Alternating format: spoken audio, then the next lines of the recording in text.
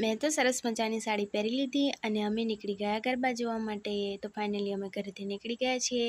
Lighting એટલું સરસ કરેલું છે કે લાઇટની જરૂર ન પડે અને આરામથી પહોંચી જવાય આપણે. તો ત્યાં આગળ તો મેળો હતો. અહીંયા 9 દિવસ મેળો જ હોય છે. અને ફાઇનલી અમે મંદિરે પહોંચી ગયા.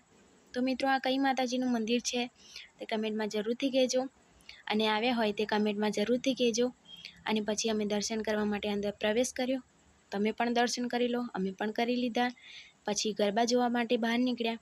ગરબા પણ સરસ મજાના ચાલતા હતા, ગાવાનું મન થઈ જાય એવા, પણ ગાવા જઈએ તો મોડું થઈ જાય. પછી અમે મંદિરની બહાર નીકળ્યા. મંદિરની બહાર સરસ મજાનો મેળો ભરાયો હતો. ત્યાં ઘણી તો ઝૂલણા ચકડોર, પછી ચકડીવાળા ચકડોર હતા, પછી બાળકોને રમવા માટેના ઢીંગલા હતા.